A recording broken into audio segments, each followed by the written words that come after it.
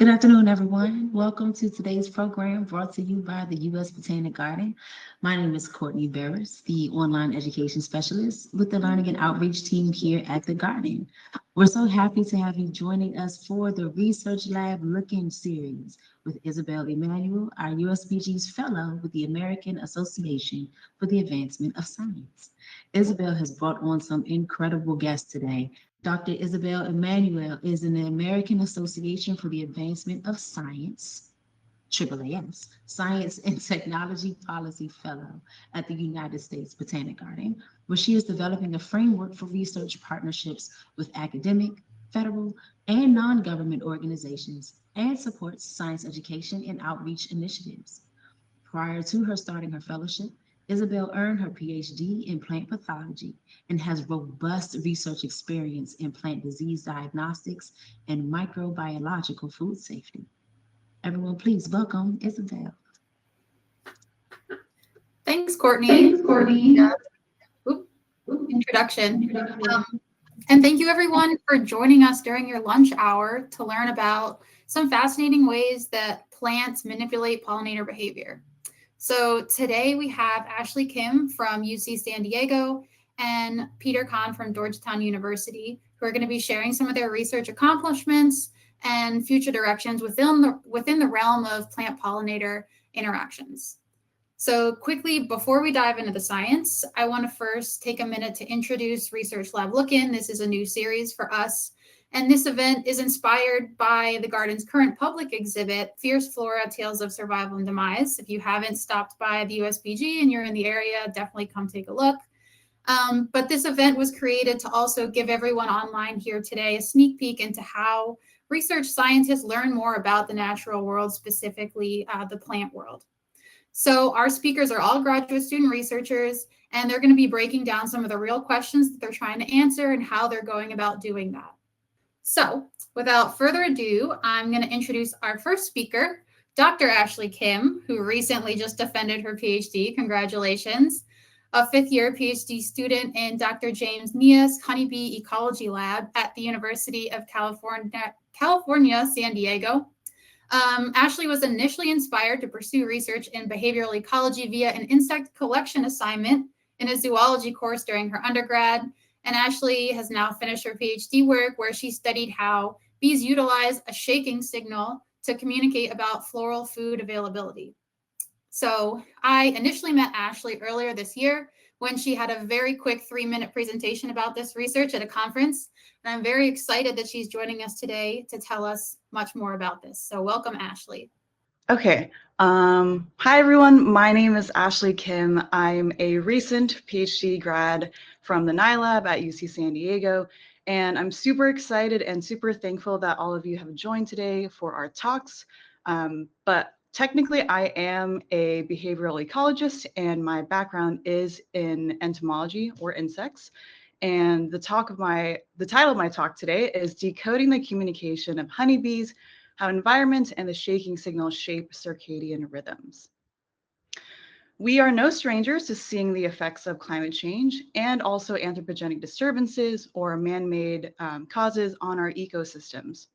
We can see classic examples of things such as ice caps melting due to global temperatures rising, or also plants completely disappearing over long periods of time. But how does rising temperatures actually affect these plant-pollinator interactions on a daily basis? When I first came to graduate school, I had a couple of questions in mind that I wanted to study. The first one being is, how does a complex collective respond to environmental changes? And so I was really interested in looking at how plants, specifically how their timing of their blooming of their flowers are changing due to things such as global temperature rises. This floral phenology, or this food availability, is going to be changing daily through these temperatures. And so I was really interested in looking at time temporal mismatches with pollinators. So you might be asking, why honeybees specifically to study this question? So honeybees are highly social, and they also have an extremely complex communication system, making their behavior incredibly interesting to actually study. European honeybees, or Avis mellifera, have multiple key natural history traits that allowed me to study these plant-pollinator interactions. The first natural trait is honeybees are actually eusocial, meaning that they have a caste hierarchy system, meaning there is a queen, there's worker bees, and there's also newly emerged bees in a hive. Honeybees are also considered diurnal, so their animal behavior is characterized by activity during the daytime. They also work around a work schedule. So honeybees actually forage during the daytime, and they use the sun's orientation to actually locate floral resources outside. And so typically they're working only during daytime hours from between 7 a.m. to 5 p.m. And this can be different due to seasonality of spring and summer, and also other seasons. And then honeybees also have, like I mentioned, a very intricate communication signal system. So they have multiple communication signals. Imagine if you're trying to convey a message to maybe 10 to 100,000 colony members, you need to have a very organized way to be able to contact and communicate with others. So I wanted to see how bees are actually adapting to these changes in floral availability. And the figure on the slide is showing that these honeybees and also other native bees must be able to time their activity due to things such as flower opening, nectar production, scent release, and all of these other traits. And so these pollination promoting traits do vary approximately with these 24-hour rhythms in both plants and bees. What's also very interesting is that bees have a very strong time-place learning, and so they could actually learn a location of a floral species that's only available at certain times. Honeybees are technically considered generalists, and so they dominate pretty much all types of host-plant interactions compared to something like a native bee that only visits very specific plants. What I studied specifically in graduate school is something called the shaking signal. So this is one communication signal that honeybees use to convey this general message of task reallocation. My advisor, Dr. James, and I also studied this signal during his PhD work, and he coined something called the work whistle hypothesis. And so this hypothesis is saying that these honeybees actually have a shaking signal peak at the very start of the workday and at the very end of the workday, so around 7 a.m. and also 5 p.m. There's also other dances that you might be familiar with. Honeybees also do something called the waggle dance. So that's that figure 8 dance pattern that you see.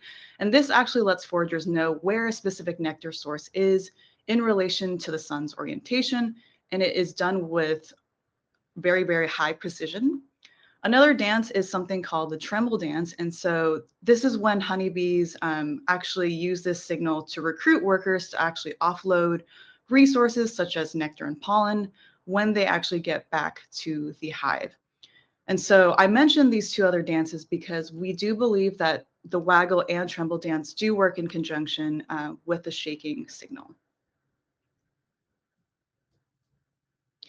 So what does the shaking signal actually look like?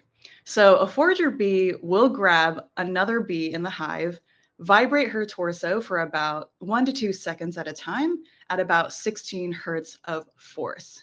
And the video on my slide is showing that this forager bee will go to multiple individuals to convey this message. Like I mentioned, if you're living with 100,000 colony members, you want to make sure that you are able to visit as many individuals as possible so they understand the message of, hey, stop what you're doing, let's go do something else. So the big question that I wanted to ask for one of my projects in graduate school is, how does the timing of food availability affect the timing of these morning and afternoon shaking signal peaks? We hypothesized that these shaking signal peaks will actually bracket the time when food is available. We also predicted that these peaks will occur during the periods when food is offered due to these foragers being able to tell each other, hey, let's go forage, let's go outside and reallocate their labor either inside the nest or to be able to exit the nest for foraging activity. So the way I did my work and how I tested this question was, it was all done on campus at UC San Diego, and we have something called the Biology Field Station, or BFS. And this is like an area that is housed by multiple labs to do mainly field work. And this is where we also keep our on-campus apiary. And in the slide, there is a steel metal trailer, and that trailer actually housed 4 observation colonies that connects outside through a tube. So on the right-hand side on my slide, that is what an observation colony looks like. We are able to pull off a wooden panel to be actually able to see these honeybee colonies 24 hours and observe their behaviors. When I say I spent about 70% of my time of my PhD in that trailer, that is absolutely not an over-exaggeration. This was really my home. And for our hives, we wanted to also see if there was a baseline for these shaking signal peaks. So we recorded this behavior across 24 hours through video cameras, which was great. I didn't have to be there all day. And through video analysis, we were actually able to count those shaking signal peaks. Okay. So for our baseline data, this is what we had found. So we found that shaking signals had the highest peaks at around 8 a.m. and 5 p.m. And this is what Dr. Nye also found in his previous paper during his PhD. He found it around 7 a.m. as well. So our results were extremely similar. And on the slide, on my figure, we have time on the x-axis in hours. And on the y-axis, starting from the top to bottom, we have the number of waggle dances. The middle row is the number of tremble dances, and the bottom is the number of shaking signal peaks. And so we wanted to compare from those previous dances that I mentioned in the beginning to see where they were actually happening and exactly what times they were. And hundreds of hours of videos were analyzed by one of my undergraduate assistants, Samantha Sang, and she was super helpful. And we were able to confirm that this is for our colonies when we were able to see those peaks. So moving on to the part of my experiment where I wanted to see if we provided honeybees food at a specific time period, would we see those shaking signal peaks? And so on the left-hand side of my slide, we have our observation colonies, and we also measured it in terms of location of the colony where the shaking signals were actually occurring. So we basically named it as top, middle, and bottom combs to see for like the location. And then we also have the nest exit.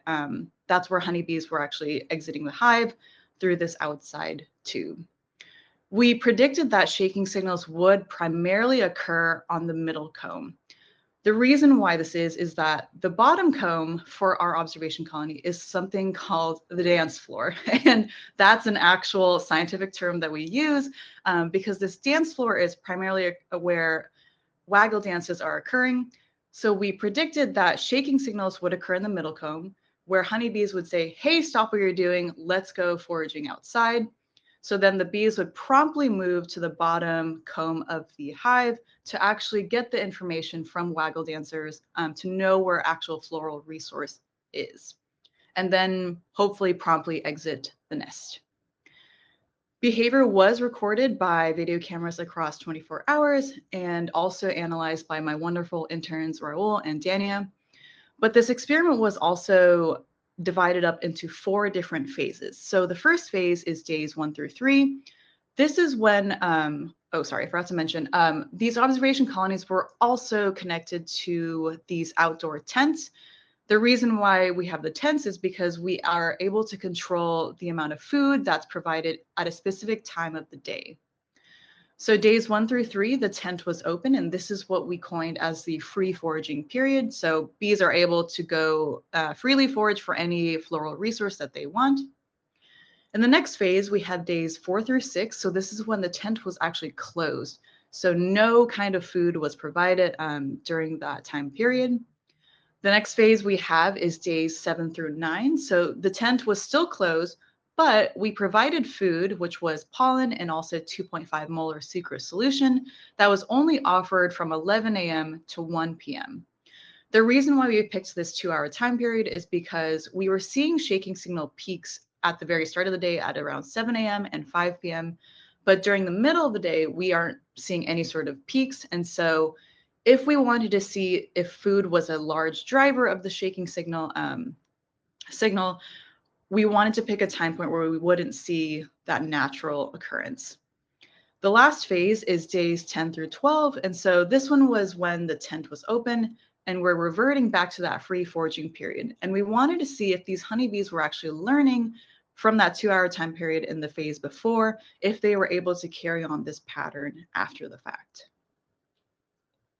Okay. So what we had found was that overall, we found that shaking signals increased the most when food was provided. So this is something that we also predicted originally. And in our figure, we have phase on the x-axis. So those were the phases of free foraging before, no food, food, and then free foraging afterwards. On our y-axis, we have the comb locations. So on the top row, we have all of the data across all of the combs pooled together. The next row, we have the shaking signals in the top comb, and then middle comb, and then also the bottom comb. And the letters on the figure are using a Tukey HSD statistical test to see and really to show that we did see significant differences across these different phases for these honeybees. Okay. For my next figure, this is essentially the same data across all of our trials that we did, but we wanted to also see the actual specific day and the time phase. So this is still looking at those phases, but specifically by days 1 through 12, because these were 12-day experiments. And so we did see significant differences in the number of shaking signals on the combs over time.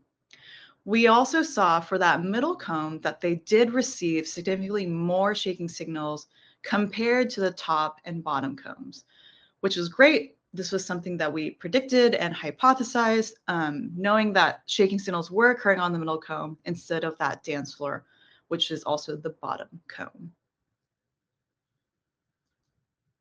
For our stats, we use JMP statistical software.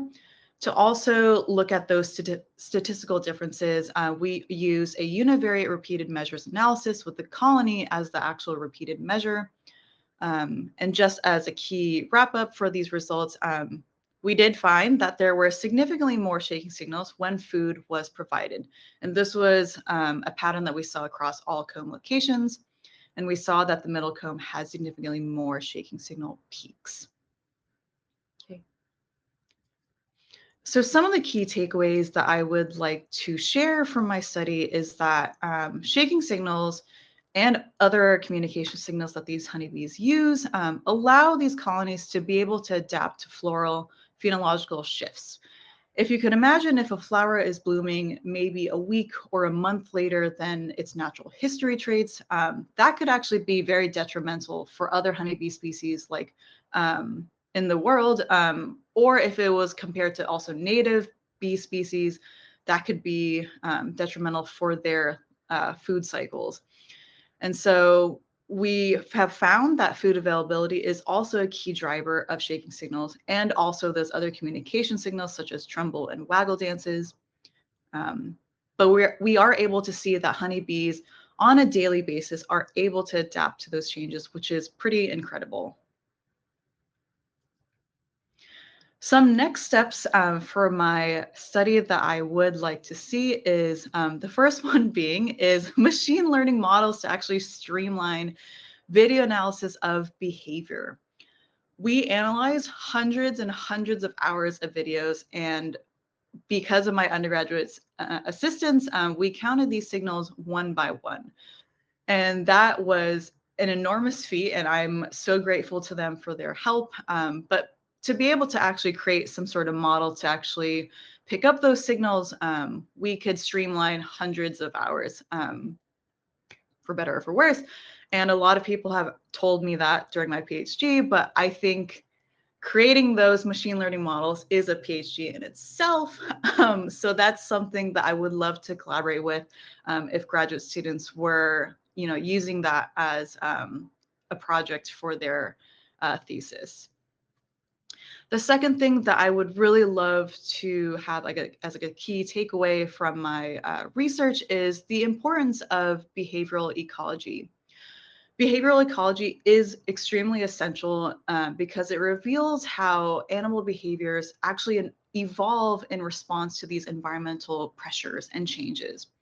A lot of people study things such as molecular biology to uncover that genetic and physiological mechanism or basis, but we do need to understand those behaviors to really make sense of the puzzle of these genetic markers, to be able to see like what is actually happening to this model organism. Together, they can provide a very comprehensive view of how behavior is shaped from gene to ecosystem. And so hopefully we have created a more deeper insight into things such as adaptation, especially how these plants are altering pollinator behavior and also the evolution. But I just wanted to say thank you so much for listening to my talk. Some people I would like to acknowledge is my lab group, the NI lab group. Also my summer interns, Dania and Raul, who were tremendously helpful in this project. And also the honeybees for sacrificing their lives for this study, and also my funding sources. But with that, I would be happy to take any questions that the audience may have. I will end my slideshow, but I just wanted to say thank you so much for taking the time to listen to my presentation. Awesome. Thank you so much, Ashley. So we did have some questions from the audience. So to start off, I know part of your work was a little bit controlled in that you had like that closed environment and you gave them food, and then you opened it up in the later part of the experiment. But can you just quickly summarize again what major differences you saw between the controlled environment compared to the more natural environment with the bee shaking signal? Yeah, absolutely. That's a great question. So yes, it was really helpful to have a controlled environment like the tent, to be able to give them food at a very specific time. We did see that honeybees did learn from that 2-hour time period, from the days afterwards, that saying, hey, like food was provided at 11 a.m., let's go out. We're still looking at the data in terms of statistical differences between the specific days, but we are seeing peaks and patterns from that controlled environment.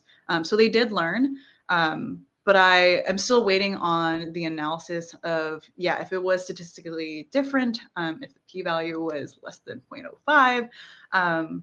But it was really nice to see, and I think that is very important to consider, especially when creating those methodologies and experiments. Yeah.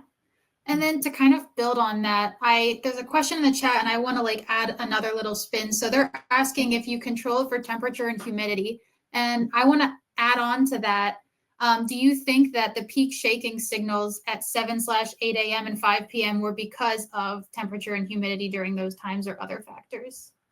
Yes, great question. I didn't mention when the experiments were actually done in terms of season. So we started around March, and it went all the way up until about August. And all of this work was done in San Diego. And so we have very temperate environment and temperature throughout the whole year. And so I know other people have asked me, if I were to do this on the East Coast or the Midwest, like what differences would you see? And technically, this was like the first experiment that was really looking at this question. And so it would be really interesting if another research group did this on the East Coast, when we have very variable temperatures across seasons. So for San Diego, in terms of the humidity, the temperature, it was very similar across like March and August. Of course, the summer months were definitely a little bit hotter. We also see kind of like a drop off in terms of floral resources. Obviously, there's more flowers in the springtime, but we didn't see any huge difference across the trials at the very beginning of the experiment and at the very end. But that would be a really cool follow-up study to see, you know, if they were still able to adapt to that, especially on the East Coast. Yeah. And then a recent question came in that's kind of related, so maybe similar answer. I've read that bees navigate by sun's position. Are they using polarized light to navigate on overcast days or another navigation mechanism? Yes, that's a great question. So these honeybees are obviously using this polarized light, but even on overcast days, they are still foraging outside. I don't know the exact mechanism of, you know, on like a day where you can't really see the sun. I assume it's just based on the brightness of this light that's actually guiding them. But the only times that you won't see honeybees really foraging is during the rainy times. But they are still able to forage because if they, you know, stop for a couple of days, they still use their kind of like nest reserves, like of like this pollen and this honey. But if it's like, you know, beyond like a couple of days or like weeks, that's when we see these honeybee colonies start to drop off. Okay. Yeah. And then I think you mentioned that the bees that you were looking at were European honeybees. So are these still native to us? And if so or not, are there differences between native bee populations in their behavior and shaking signals compared to non-native? Yeah, good question. So European honeybees are technically invasive. And unfortunately, they outcompete also most native bee colonies and species. So it is, so for honeybees, for these shaking signals, we're only really seeing it in these honeybee species. Native bees don't really use that communication signal and system because a lot of them are solitary, and so they're not needing some sort of intricate, complex system to actually communicate to one another. But for these European honeybees, yeah, they are outcompeting a lot of native bee species. So that's when, you know, when people say like save the bees, I try to point them in the direction of like, hey, like we should focus our attention on native bees versus European honeybees. And a lot of people will also ask me like, oh, like are the bees like dying? And I was like, yes, like native bees are dying, but European honeybees are not dying. So they're just fine. Yeah. Okay. Did you notice, I don't know if you guys looked at any like kept beehives or anything, but do you know if beekeeping activities can affect these shaking signals and alter the peak times or anything like that? Any behaviors of beekeepers that can change these natural behaviors? Ooh, that's a good question. I have never been asked that. I think in terms of when it comes to beekeeping for these beekeepers, they know that unless you're doing some sort of like hive inspection that's like weekly or like every 2 weeks, it's best to really not bug the honeybees as much as possible. If you could imagine like getting your roof of your house ripped off every day, that is super disruptive to their natural like life history. And so I think in general, most people try not to open it as much as possible, unless you're either like splitting the hive because it's become too large, or if you're doing some sort of inspection to check for like parasitic mites, or to really just check the colony health of the hive. I think in terms of behavior, it shouldn't change that much unless you are disrupting them like every single day. Yeah. Okay. 2 last questions. One from the audience, which was, you've talked a lot about the bee shaking signal for food availability. Is there a similar mechanism for communicating about threats? Ooh, yes. So honeybees do have other signals where they actually release pheromones. And so one pheromone is called the alarm pheromone. And this actually smells like banana Laffy Taffies if you're ever out in the field, which is very, like you would initially be like, wow, it smells so good and sweet, but it's actually like a bad thing. But they release this pheromone when they have detected some sort of threat. Honeybees also have something called guard bees, and so they will actually have these guard bees lining up the entrance of the hive to actually protect the hive. So they do have a couple of mechanisms to protect it, but in terms of shaking signals, they don't use that signal for threats. Okay. And then one last burning question of mine. You did not mention this during your talk, but you've mentioned it to me before that you developed a severe allergy to bee stings during your graduate research. So how common is this? How often do you get stung? And do you have to take any special measures when working with bees, being allergic to bees at the same time? Yeah, so when I first came into this lab, I actually never worked with honeybees, but my background was in entomology, so I didn't feel, like super uncomfortable, like tackling a whole new kind of like research like field. I also did not know if I was allergic at the very beginning, but the first time I was ever stung was in front of my advisor, and it was embarrassing because I think this bee like stung me right on my neck, and I was like screaming so loud. But what was nice is that we found out together that I was not allergic at the very beginning, but I actually didn't know this, but over time, if you're not stung at like a kind of like a frequent or regular kind of rate, you can actually develop this allergy. And for honeybee researchers, I didn't know this either, but it actually is common to develop this allergy. And some measures I've taken to obviously avoid any sort of anaphylaxis reaction is carrying an EpiPen wherever I go. I have been stung since finding out that I was severely allergic, but all of my reactions after that have not been as severe. So I definitely do still take precautions, but I definitely, for anyone watching, definitely take precautions, like especially when you're outside, especially in the summertime. I don't know how you could find out unless you are actually stung. But I always tell people, I'm like, please carry your EpiPen if you know you're like even like just like a teeny bit allergic. All right. Well, thank you so much, Ashley. Yes, of course. We're going to move on to our second speaker who's been patiently waiting. Peter Kann is a second-year PhD student in Dr. Martha Weiss's Plant Insect Interactions Lab at Georgetown University. Although Peter is in his second year of graduate work, he's always been fascinated by insect diversity and the coevolution of insects and plants. This makes Peter a great fit for his current research project, where he's investigating how specific groups of insects have evolved to coexist with native carnivorous North American purple pitcher plants. And I'm sure we all can't wait to learn more about this work. So welcome, Peter. Well, thank you very much, Isabel, for that introduction. And I'll echo everybody in the chat in saying, Ashley, that was a fantastic talk. I was patiently waiting, but entertained the entire time. So thank you.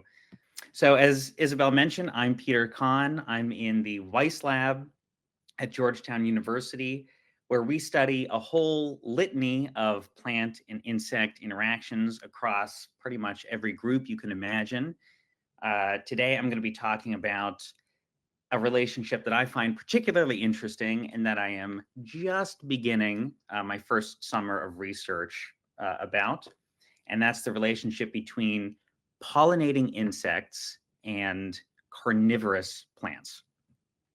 So when I say a carnivorous plant, a Venus flytrap is probably the first thing that comes to most people's minds, right? It's the most famous, the most charismatic. It really has a mouth and teeth and jaws and the whole 9 yards. But I want to take a step back just for a second to talk about what makes a plant carnivorous in the first place. Why they go through the effort to have all these incredible adaptations to catch, eat, kill and digest insects. So to do that, I want to draw a comparison with a normal plant, a non-carnivorous plant.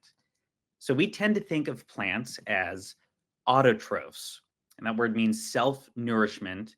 Probably heard the phrase that plants make their own food through photosynthesis, and that is true to a degree. So the process of photosynthesis, as we're classically taught, requires three things. Requires sunlight, requires water, and it requires carbon dioxide, which we breathe out. Now, these are the inputs to photosynthesis. The output is not necessarily food, it's more specifically sugar. And you might be thinking, well, sugar is food, and in a technical sense it is, but just like you and I, plants run into problems if sugar is the only thing that they're eating. So they also require lots of other nutrients, again, just like we do. The most important of these nutrients typically is nitrogen, but there's other things like phosphorus, potassium, a bunch of other minerals that plants usually get from the soil. These are things that, as other, older organisms, plants and animals die, they decompose, break down, and they release these nutrients into the soil. And it's also the same kind of thing that's in fertilizers that you might give your houseplants or things in your garden. But there are lots of environments on the earth, and in particular, I'm going to be focusing on bogs, that are defined by a lack of these nutrients in the soil. And that has to do with the way that bogs form. So they're really waterlogged places that are fed from rain or very slow streams. So the water builds up in these areas and then it just sits there. Because there's no fresh water, there's no churning of the water, it becomes very anoxic. So there's very little oxygen in the soil. They also tend to be very acidic. And in some places, they can be pretty cold all year round too. All those things together mean that the bacteria and the other small organisms that normally would be decomposing dead plant material aren't really doing that, or they're doing it at a glacial pace, very slow. So all those nutrients stay locked in the bodies of dead organisms, and there's none in the soil for plants to access. And this is pretty evident sometimes when you look at a bog. So this is a picture of a bog in southern Alabama. And around the edges, you can see there's lots of trees, there's lots of pines. But within the bog, there's none. It's open. And one of the major reasons for that is the lack of nutrients. A large plant can't grow there. But what you do see are all of these little white things. Those are actually all carnivorous plants. These are white-topped pitcher plants. So how are they able to live in this place where so few other plants can persist? Well, that's where their carnivory comes into play. So carnivorous plants have evolved a crazy suite of adaptations to capture, kill, and digest insects. These are things like the snap traps, the Venus flytraps. There's sticky tentacle-covered leaves of things like sundews. Pitcher plants have tube-shaped, slippery leaves that are covered in nectar, where insects come in and fall in, get stuck, and die. But all of these plants, when they capture insects, they digest them, and they get the nutrients from the bodies of those insects to get around the fact that there's no nutrients in the soil where they live. So in a sense, carnivorous plants are kind of like us, right? We don't make our own food. We have to go find it and eat it elsewhere. So we're called heterotrophs instead of autotrophs. But for carnivorous plants, it's a little more complicated because they are both heterotrophs and autotrophs. And why is that? Well, that's because carnivorous plants still photosynthesize. The insects that they capture and the nutrients they get from insects help them undergo photosynthesis, help them grow and reproduce. So it's not replacing that behavior, it's just enabling it. You can think of an insect more as a vitamin pill for the plant instead of replacing, photosynthesis. So as incredible as carnivorous plants are, outside of these hunting behaviors that they have, they still mostly do behave like normal plants. And that includes the way that they reproduce. So nearly all carnivorous plants produce flowers, just like the majority of plants on the planet. And like many flowering plants, carnivorous plants require insects to visit their flowers, pick up their pollen, and spread them to other plants. Now, you might be thinking to yourself that there's kind of some inherent risk for the pollinators here, and you'd be entirely right. So to illustrate that point, I want to focus on one carnivorous plant just as an example. Here we'll take a sundew, which is in the genus Drosera. Sundews are one of the carnivorous plants that have sticky trapping leaves kind of covered in tentacles. And let's imagine that a pollinating insect, like a hoverfly, comes to visit this plant. It could visit the flowers, pick up some pollen, carry them off to another plant, and now the sundew has, the opportunity to reproduce. Or, like so many other insects, it could be attracted to the brightly colored, sweet-smelling, sticky traps. Then it'll get captured and eaten, and even though the plant gets a meal, it misses out on that opportunity to reproduce. So these mutually exclusive choices that this insect can make form the basis for the pollinator-prey conflict that all carnivorous plants experience. There are three main ways that they try to resolve this conflict. And these are not mutually exclusive. Lots of plants actually use combinations of these three mechanisms. And they all involve differentiating their traps and their flowers.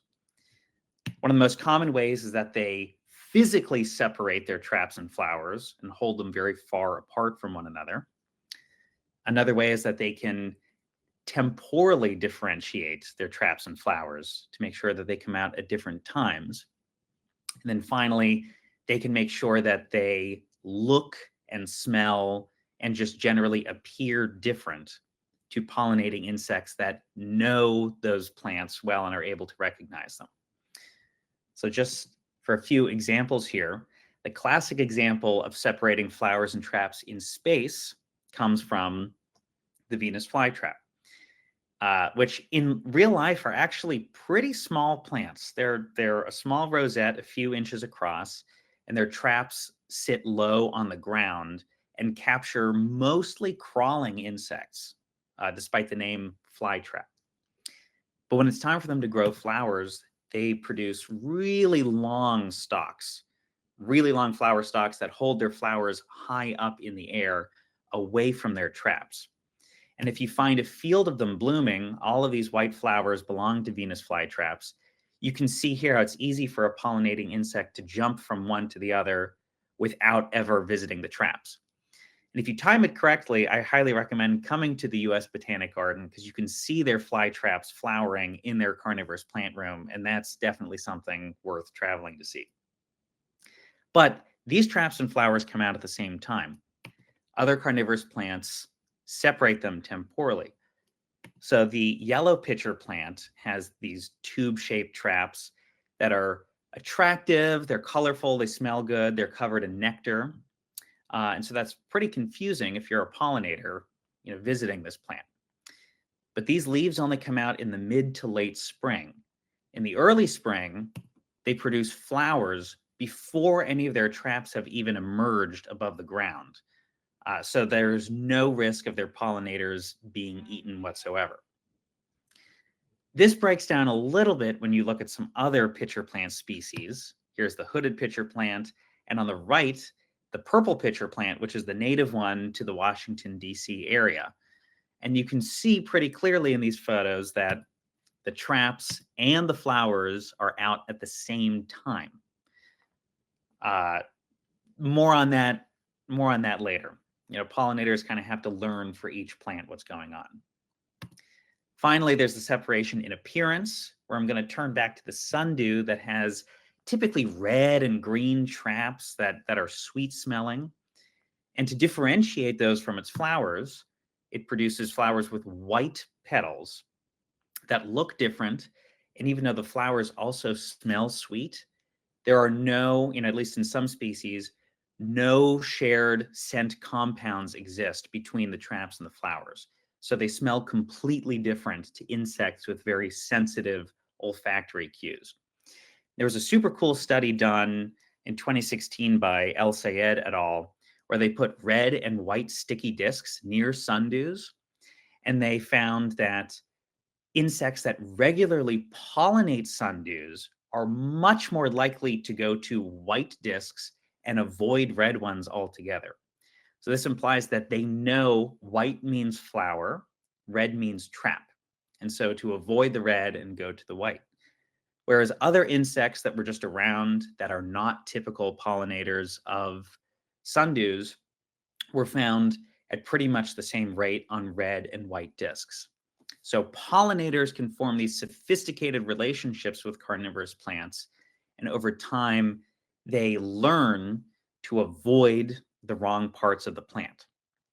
But that also implies that there's been a long shared evolutionary history between the insects and the plants, so that they're able to understand the difference. What I want to know is what happens when there's a new carnivorous plant on the scene, one that is not necessarily native to the area, and one that the local insects don't have that relationship with. So to begin answering this question, this is still very early days, my first field season, I'm using the purple pitcher plant, Sarracenia purpurea, which is native to the Washington, D.C. area. In fact, it was once widespread across the whole DMV. You may have heard the phrase drain the swamp in reference to what Washington, D.C. used to look like. They really should say drain the bog because it was a lot boggier than it was swampy. But today, due to development and different management strategies, these plants only exist in a handful of places, and now they're threatened in the state of Maryland.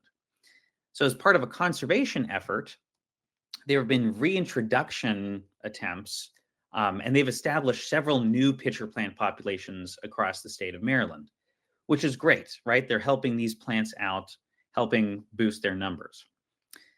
The potential issue is some of these plants didn't come from local Maryland populations. They came from populations in New Jersey. And you might be thinking, well, it's not that far of a leap to go from New Jersey to Maryland. But if you're a plant that sits in one spot for your entire life, that's a heck of a trip.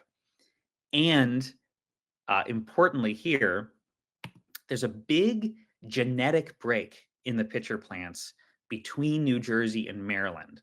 And that's actually the boundary between two different subspecies of purple pitcher plants. So there are different color characteristics, slightly different shapes, their leaves that define these two subspecies. And so I want to know if that also changes the way that, they flower and they differentiate their traps from their flowers. If so, maybe the native pollinating insects are going to have a harder time avoiding the traps of these plants. In other words, non-native pitcher plants may have a harder time avoiding eating their pollinators than native ones because they don't have that same shared evolutionary history with them. And that could be a real conservation problem because if you're eating your pollinators regularly, it means that they're not taking your pollen to another plant, and that limits your potential for reproduction, which is a big problem when there's not very many of you out there already.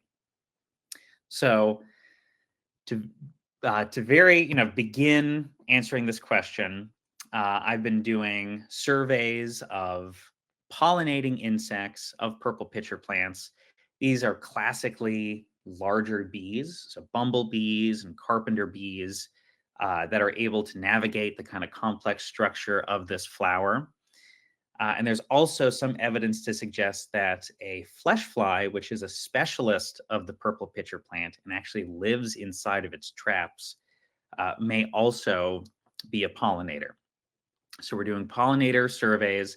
Then at the same time, I'm collecting the prey contents from these plants, from their open water-filled traps. So I just take a turkey baster and remove the contents and then sift through and identify everything in them to see if any of the pollinating insects show up in the prey. And I'm doing that in both native populations, many of which now are restricted to Eastern Maryland. And then I'm also looking at that in introduced pitcher plant populations to see how much of an overlap there is between their pollinating insects and their prey insects. So if you're interested in this research, I'd love to come back and talk to you when I have the data, but I can tell you that the fieldwork has been super exciting so far. And if you're broadly interested in plant-insect interactions, I invite you to check out our lab website. I'd like to thank my advisor, Dr. Martha Weiss, my lab mates, Emma Lederer and Brady Thexton, who together do tons of cool work with cicadas, shelter building caterpillars, native and invasive grapes and their insects. And we'd be happy to answer any questions that you guys have. And I'd also like to thank the Washington Biologist Field Club and the Maryland Native Plant Society for funding this work and the related fieldwork. And now I would love to answer any questions that you in the audience may have about carnivorous plants, their pollinators, and anything that you can think of. I like the little picture. Thank you so much, Peter. So we do have some questions from the audience. So starting off, there were several questions regarding the same thing. Is there a chance that native and non-native pitcher plants may hybridize together? That's an excellent question. So in Maryland specifically, I would say the chance is pretty low just because there are so few populations. They're pretty far apart from one another. So I'm not saying it's impossible, but I would say unlikely. However, plants in general are pretty good at hybridizing, and pitcher plants specifically are notorious for it. There are, depending on your criteria, there are between 8 and 11 species of them in the wild. And all of those species are able to make fertile offspring with one another. So you can hybridize any pitcher plant species, then you can cross a hybrid with another one. So they really are notorious for it. And for a long time, people actually considered those hybrids separate species because they occur so commonly in the wild. So the potential is certainly there. But I think in Maryland specifically, they're just too far apart for insects to reach, native and introduced populations. Yeah. And kind of building on that, when we think of invasive or non-native plants coming in, there is that risk of outcompeting the native fauna. So is that a thing also with carnivorous plants, that the introduction of non-native carnivorous plants will push out the existing native carnivorous plants? Or is that less of a concern? So that's also an excellent question. In this case, it's a bit different because even though these are non-native, it's a non-native subspecies, this is still a habitat where, a close relative used to live. So the plant that they would be directly competing with is no longer present in those sites. So it's kind of more of a reintroduction. And in terms of the other carnivorous plants that live in Maryland, like sundews and bladderworts, they are so differentiated in the way that they capture insects that they tend to get different sources of prey. So it's not likely that they're going to be directly competing with one another.